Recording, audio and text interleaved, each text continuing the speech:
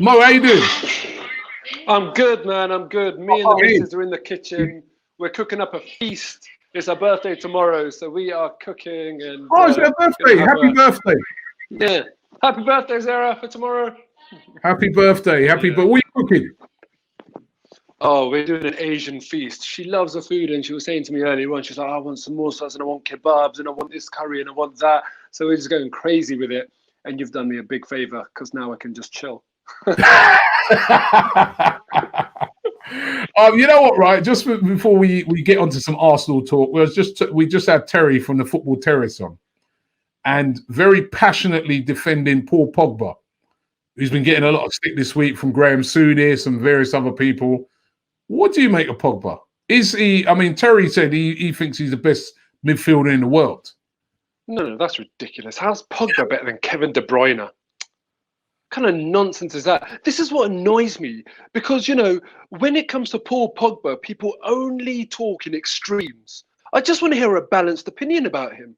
Paul Pogba is one of the best midfielders in the world who has been way below his potential in recent years because his heart is not in Manchester. Simple as that. But on his day, and we all saw it in the World Cup, when he wants to perform, he's incredible. And for me, when United got him, if someone said to me, who's your dream signing? You know, this is before Mbappe, right? But it would have been Paul Pogba. I think he's a supremely intelligent player.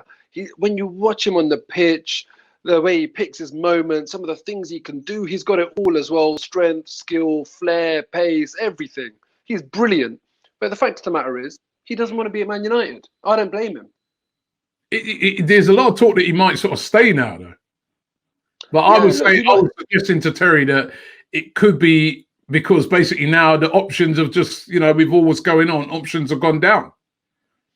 Do you know what? I was thinking about this. Football clubs, they're going to find a way. Don't get me wrong. You know, like I remember we were talking about the football season. I was saying to you, Robbie, there's no chance in hell this is going to be voided. They will make it happen. The chairman and all of this, they're going to make sure of it. And, you know, we're seeing or hearing the rumours that they're going to make that happen. And just like that, football's a very innovative industry. They will make it happen. And I think we could see a lot more swap deals coming through. You know, Real Madrid will have certain players on their books that they'll feel like a surplus to requirements, for example. And if they want to get, you know, an Aubameyang, if they want to get a Paul Pogba or whatever that might be, they'll make that happen with these swap deals. And people will get creative about this. What about us? How creative are we going to be? Oh, boy. That's a great response. I don't know, they might change the menu in the platinum membership or something. They'll get creative like that, you know. They might bump up the prices of pizzas. Look, you know, with Arsenal, we have to kind of I don't know, give them a chance. I guess it's for years and years and years. It was the same setup. It was Arsene Wenger, the same backroom staff, and they were doing their, you know, job, Dick Law and all of that sort of stuff. Thank God. It's changed a little bit now. It's a different setup in the club with, you know, directors of football and that sort of thing. And also Mikel Arteta at the helm. And Arteta, to me, seems like he's got a very clear philosophy in terms of what he wants to do and what he's asking of players. And I think that he's shown enough, personally, to say that, look, you know, if I need to get to where I want to get to, you need to give me these players. I think that he's shown enough to have that conversation and kind of use a bit of muscle. So I think, yeah, we might be creative. It might not be, you know, top talent. We're not going to get an Mbappe, but, you know, hopefully the next Mbappe, that sort of vibe with Arsenal. And it'll be interesting to see what we can do. It's interesting that, you know, I mean, we heard this week that Stan Kroenke is going to pump some money into the club to help us through these times. There's also a lot of talk about the players taking a pay cut, which it looks like that is going to happen as well, that the Arsenal players will take a pay cut. Right thing there that's happening? Yeah, but, you know, I fully understand. The problem is, look, this is a very big conversation, Robbie, yeah? I fully understand anyone in any job, if you're taking a pay cut, knowing where that money is going. You don't want to take a pay cut full stop. You most definitely don't want to take a pay cut in vain. So you have to know where's that money going. But you see, I personally think the footballers didn't cover themselves in glory. Neither did that flipping horrible Tory MP, Matt Hancock, either.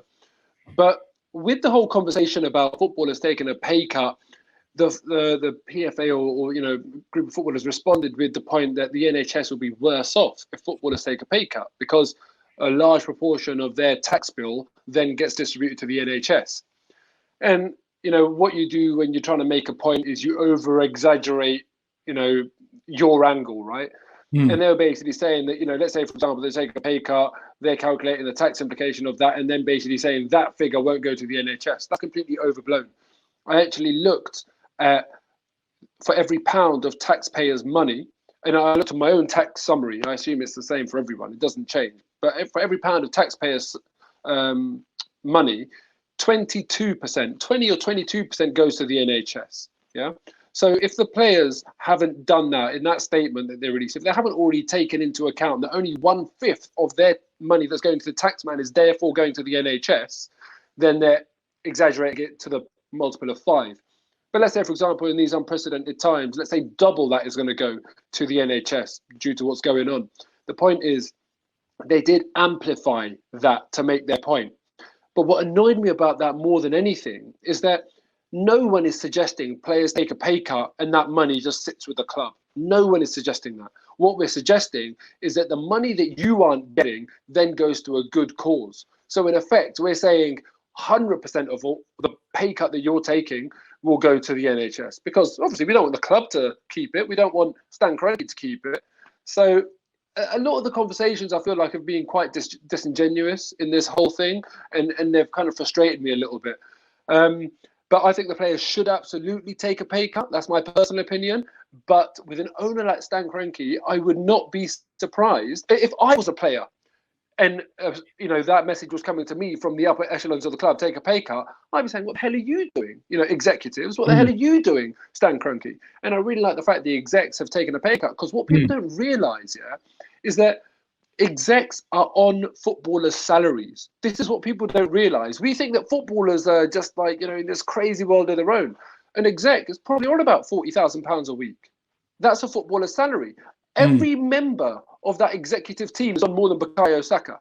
But he's taken the heat along with all the players, not specifically Saka, but trust me, he's on about a tenth of what the execs are on. And I'm going based on what Brazilians used to be taking, and they get big fat bonuses and stuff as well. So they've done it now. I think that's leadership. I've always said, in the spectrum of Arsenal, needs to be set from above, and that needs to filter down. And now they've done it from above. Stan Kroenke needs to follow suit, and then I think the players will. Once they see that, what the culture is with these pay cuts, where this money is going, then I think the players will follow suit.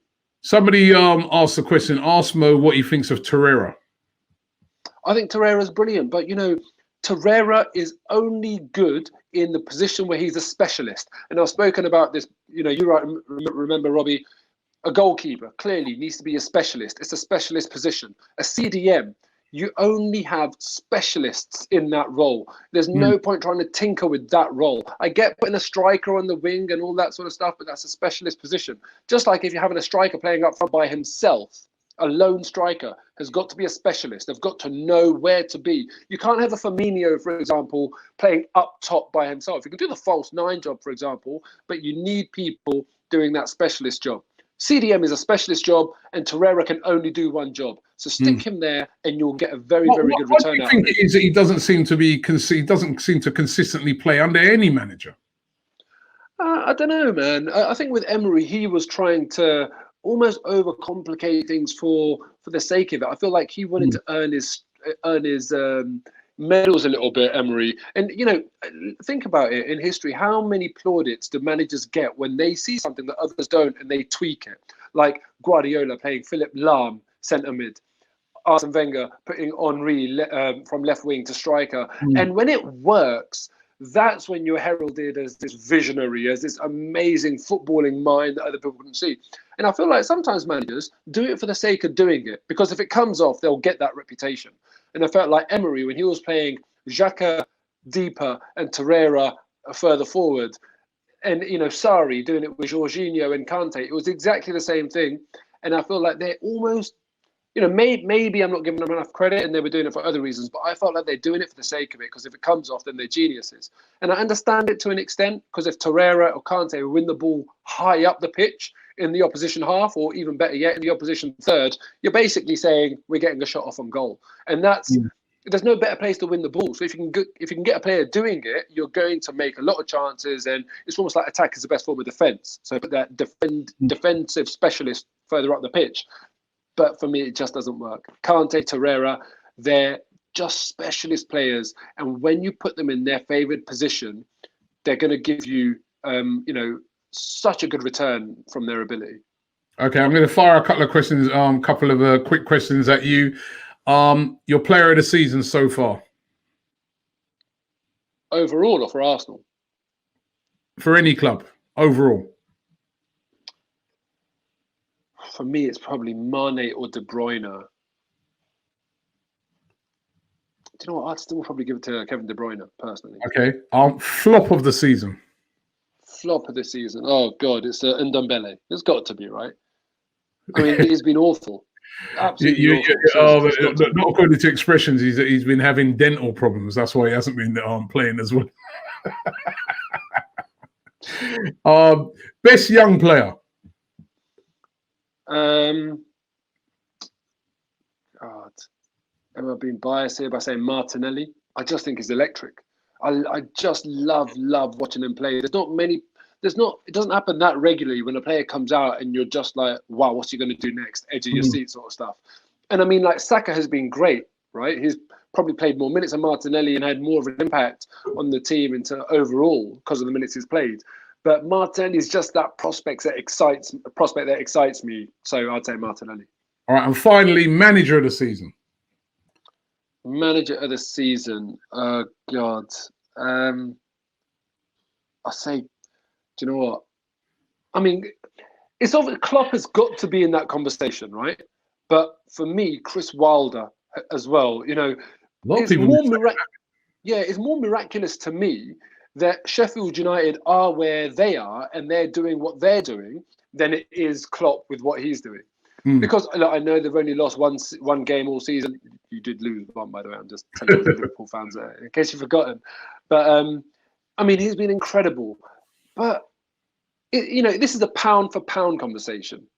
Do you know what I mean? Like, in boxing terms, you can obviously say, look, Klopp's the heavyweight, and yeah, he's the better manager than Wilder, and better achievements in terms of winning the league this year and stuff. But for me, Wilder is just, I can't believe it. I just cannot believe it. They're above us in the table as we speak. Sheffield United above Arsenal on the table. You've got to give it to him. All right. Well, listen, Mo, thank you very much for coming on, mate. Now it's time to get back into the kitchen.